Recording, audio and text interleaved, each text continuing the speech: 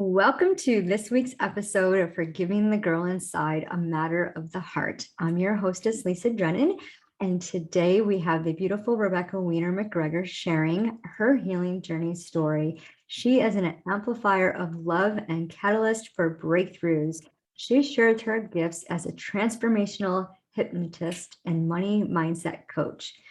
Something very, very important to all of you out there is money mindset. We believe what we receive what we believe, and that has to do with money as well. She is committed to helping overworked and overgiving visionaries release old blocks, traumas, and hidden fears to find a deeper sense of self-worth and determination to live life on their own terms while being fulfilled, well paid, and having loads of fun. And it's all about balance, freedom, and fun, just like I share in my book, Forgiving the Girl Inside. So welcome, Rebecca. I'm so honored to have you share on this platform. Thank you so much for sharing your time with us. Oh, thank you. Thank you for sharing your vision and your time with us. I appreciate it. Yeah. So tell us, what was your life like before you began this journey of you talk about your life being a scarcity and lack of financial goals, lack of purpose. So what caused you to realize, what was that pivot point that made you realize, like, I've had enough, this is it, I need to change? We've all got a long and winding road story, right? And Yeah. mine has a few major stops in it and or major pivotal points. And for me, it was the money piece of it really showed up. And it was that I kept bumping up against this limit that I couldn't keep the money that I was making, and I was overgiving, and I was under receiving, and it was just kind of a mess. And the way that I was doing that in my professional life, I was also doing in my personal life. And so I had a history of, overgiving in relationships, not asking too much of them, not really having my worthiness. So I was giving, trying to not rock the boat, right? Trying not to be too high maintenance, all that stuff. And I didn't have any of my own standards. And then when I started my business, that kind of came with me into my business, that I just wanted to help people and I wanted to make it work for them. And even if they didn't have a lot of buy-in, I wanted to try to make it work. And as you can imagine, it was a disaster. I mean, it was a disaster on my energy levels and on my heart. My clients, the ones who really were invested in the program, invested in, in taking the time and doing the work and showing up for themselves in their sessions and all of that, they did great. But I was just trying to do too much for too many people and trying to help people who didn't really want my help, apparently, right? So these are really huge realizations to have. Yeah, absolutely. Because we're so desperate to help others, especially if we've experienced something so similar and we've been through and we know the shortcut, but we have to want our own healing. We have to want to get out of that pit. And you talk about, just being a hot mess, being, my confidence was a mess and I was looking for someone else to blame. Can you elaborate more on that? Yeah, I thought, if I just had someone to come and rescue me, then everything would be fine, right? That it would shift everything if someone was just taking care of me for a change, instead of me pouring out and not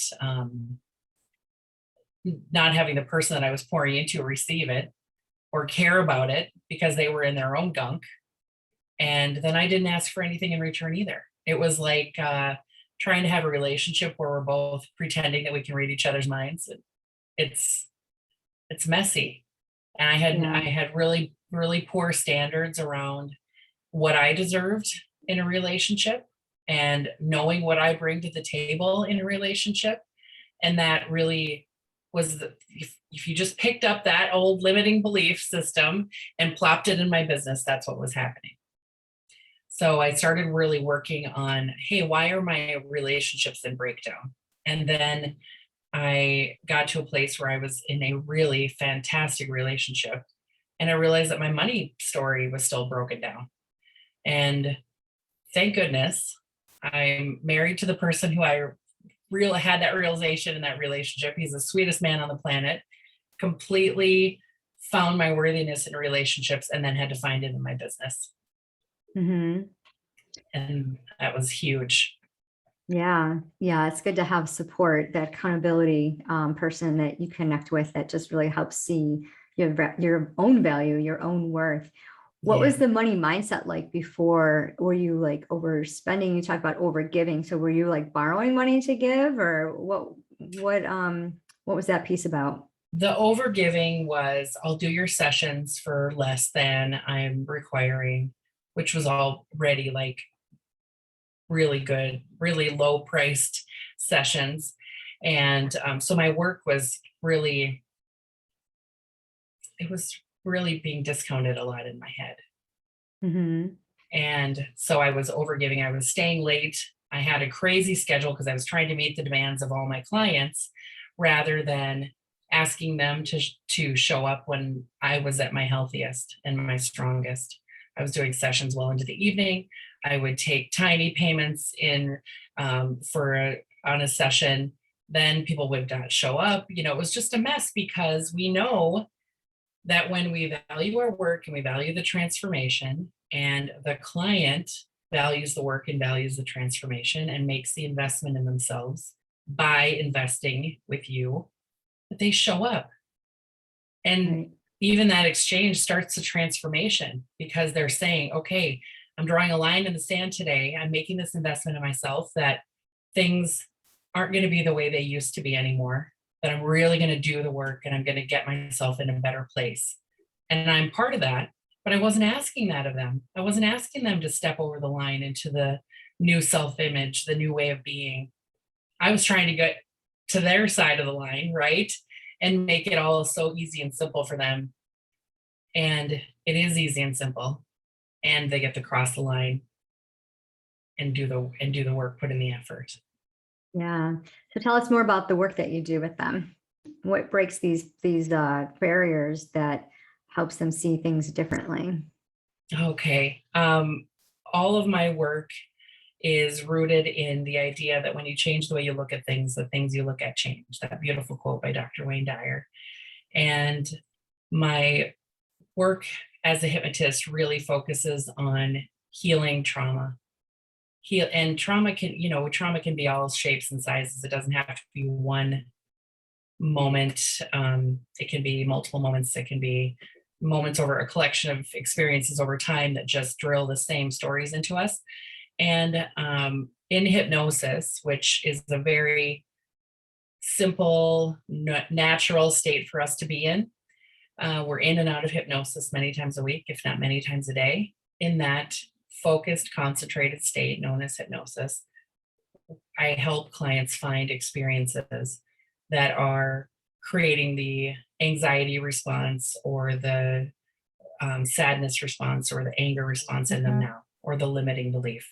And we talk about those experiences in hypnosis in a way that actually allows the body to neutralize, to calm down and neutralize the physical and emotional response to that experience, which sets us free, right? Because most of the time when someone is dealing with a trauma from the past, they're getting waves, and I've been there, they're getting waves of emotion from the past unresolved stuff in this present moment. It's clouding things, it's making the mind race, it's causing physical responses in the body that don't make sense in the present moment. And when we heal that experience, we neutralize, find experience and forgiveness, huge, huge, important piece. For that experience, we break the connection between that experience and our physical, emotional, behavioral response. So we get to be in this present moment, in the present moment, making decisions from here rather than making decisions based on what that big tidal wave of emotion is telling us to do. Mm-hmm. And then we get to move forward from there, recalibrating emotions and creating a vision of the life that we want and bringing that into right now and starting it right now. So we don't wait.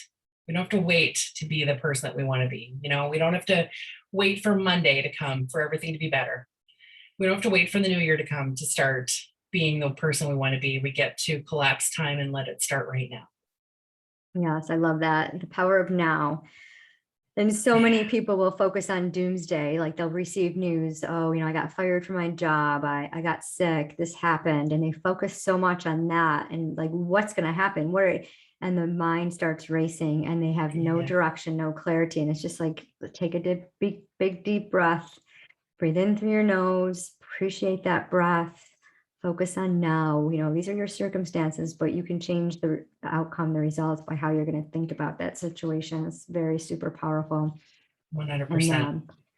yeah, and hypnosis is really big. And you mentioned using EFT, which I'm an aroma freedom practitioner as well. So I'm familiar with the EFT. Meditation is huge, journaling. And of course, I know all about this word that I can't pronounce, Ho'oponopono. Yeah, Ho'oponopono. Yep. Ho'oponopono, you said it perfectly. I've been practicing that since I took the class, and I believe I took the class in June of 2019. I got the Zero Limits book and I took the class and absolutely love it. Incorporate that in my aroma freedom practice with my clients. So it's a beautiful, beautiful thing. And I've been slowly reading The Power of Now and just really incorporating what does it mean to be in the moment? Because we're all designed for a purpose, and we have the purpose and we know what it is, but we are so caught up in the past and the noise and, holding on to unforgiveness or what have you, trying to people please in different ways, from whatever our circumstances were. I believe we all have unique experiences, but, we all are on that daily healing journey. So finding that what works for you, that sweet spot, I guess, is how I want to say it. Just knowing like this clicks, like, the hypnosis, the EFT, this clicks with me. Like I can really use this to focus on my thoughts and captivate them and all of that. So I love that. So how did you choose hypnosis and EFT as your tools to help you focus? I think they kind of chose me. I'll skip my long and winding story to get to this point, but my friend that I was working with knew that I had a history with my education is in psychology and health psychology, and he thought, what do you know about hypnosis? He asked me one day, and I thought about the two paragraphs in a psych book that I saw once, and that's about it. And he said, I think you'd really like this. I think you could really help a lot of people if you looked at this for yourself, because I've been doing some research on it. And he said, do you want to go to take classes with me? And at the time I was dealing with social anxiety and basically hiding from life. And that question just opened up so much for me. He saved my life with that question. And it's really funny because I like to give him credit every year on the day that on the anniversary of my certification. But I had said to him, find us a great teacher and I'll go to the classes with you. I couldn't do anything without a partner when I was dealing with social anxiety. And he said, okay, he found us a great teacher, well-known, beautiful teacher. And then he ditched me and I had to go by myself, which was totally uncharacteristic at the time. And I did the work before we went to our residency, and we worked with each other to help us heal and be strong for our new clients and to know the power of the healing process of hypnosis. And I walked away from that residency with no social anxiety, with no anxiety. That's awesome. Yeah, it was amazing. And that, of course, led to me helping people heal their trauma so that they don't feel the symptoms of anxiety themselves. Yeah. And a mentor of mine who was someone that I met years later said, hey, what do you know about EFT? And then I started to learn EFT and actually combine the regression with EFT so we can calm the brain faster, to neutralize that experience faster. So they work together beautifully as well as separately. So yeah, absolutely. Yeah, it's a great modality. I think so. Dr. Benjamin Perkis created the Aroma Freedom technique, and it's based on EFT. He's a clinical psychologist in Binghamton, New York, and he found using the power of Young Living essential oils really increases the process. And he, tried it on his clients, his patients, and saw amazing results. And it's like, I got to train people to do this. And I came Beautiful. across it in an aroma reset that was introduced to me by a Young Living member who used the Ho'oponopono practice with it. And I was like, 5 minutes later, it was like, had such a burden lifted. I was like, what just happened? I need to Right. learn more about this. I need this in my life. And it was just an incredible release of things that I was holding on to. I knew I Yeah. had to become certified, and it was just really, really incredible that all of that took place. So it was a beautiful experience, and I'm really super glad that I came across both practices and incorporate that in my aroma freedom. And I also have this ULA, which is like a framework that really brings balance to the 7 key areas. And I found that when you can dream, you talked about, what do you want? What's your purpose? And then you make the goals, like, this is what I want to do.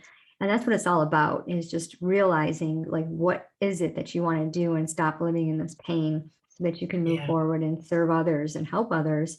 So I love that. If you could give one piece of advice to someone currently experiencing what you had gone through, what would that be? Mm. The first step is to release judgment of yourself. Hmm. Just to release judgment. You're not messed up. You're not broken. You don't have to think of yourself in that way. You don't have to think of yourself as a person who can't get their act together. Many of my clients march in the door and would say to me, I'm smart. Why am I still feeling this way? So release the judgment. Start to observe your emotions rather than judge them as right or wrong, bad or good. Just kind of lean back and notice what you're feeling rather than immediately judging it as bad or wrong, or that you should know better by now because you've been through this for so long. Those are really common things we hear, right? So just to release that judgment and connect with yourself, because this healing journey, whatever healing journey you choose, whatever path you choose, is about rebuilding a relationship, and maybe building a relationship you've never had with yourself. Mm-hmm. And to be super loving with that being who's only feeling all those things to try to protect you, right? The brain stays in those cycles of spinning thoughts and anxieties and depression and grief and anger and judgment and jealousy and all that stuff because it's trying to protect you from being hurt. It's just Mm-hmm. as simple as that.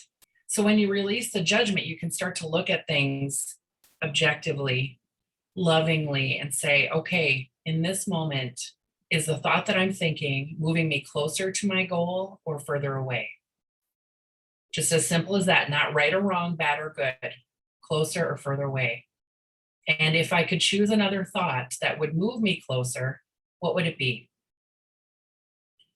And then begin that path with yourself with that thought, repeating that thought, replaying that thought, creating a picture of what that thought looks like in your mind. These are things that you can do by yourself, obviously, in that moment when you realize things have to change, right? Mm-hmm. And being so loving, not pulling out the affirmations that don't connect with you right now, but creating a thought that gets you a little bit closer. You know, the thought maybe, I'm never good enough. I'm so stupid. Why can't I figure this stuff out? Okay. Is that thought moving me closer or further away? Probably further away from my goal. So what could I say instead that would bring me closer? I'm figuring it out. I'm starting to learn new ways. I'm looking at my life in a different way. I have goosebumps. Like somebody's hearing this right now, right? And they Mm-hmm. are having a moment where they're realizing they don't have to think those old ways anymore. Mm-hmm. They can begin to think, hey, this life is a learning process. What am I learning right now? What can I learn from this moment right now? How can I make that learning feel like a success and turn this situation that was so painful into a moment where I actually am proud of myself for learning something? Then that starts to bolster the confidence and the self-worth and self-image. And then we can take another breath and another step forward onto the next thought. And I know it took me a while to explain all that, but it really happens in just a few seconds, right? Maybe a minute, but Yes. really, yeah, release that judgment and listen to yourself and rebuild that relationship. Yeah, that's beautiful. Well, thank you so much for sharing your story with us Yeah. and how you practice that, giving us, great examples of how we can begin to incorporate that healing into our life. It's just a matter of thinking what you're thinking. I always like to say, if thoughts were a person and came knocking on your door, would you let them in? Right. And how Right. powerful our thoughts are. So again, thank So you for beautiful. being here. Thank you, Lisa. If yeah, and if you're listening on the podcast, tuning into your favorite site or on the YouTube, be sure to check the description. You can connect with Rebecca. She is all across social media, and the links to connect with her will be in the description. So be sure you reach out to her if her story resonated, her modalities resonate with you. It's an incredible thing. I was hypnotized once, and it was just, I did it for sleep. It was a beautiful experience, very calming, and the breath work is so powerful. Yeah. Simple tools implemented with the right mentor, the right guide is going to move mountains for you. So remember, it's a choice. You have to want it. You have to be ready for it. You have to be ready for that change. We're all on a daily healing journey. It's a matter of the heart.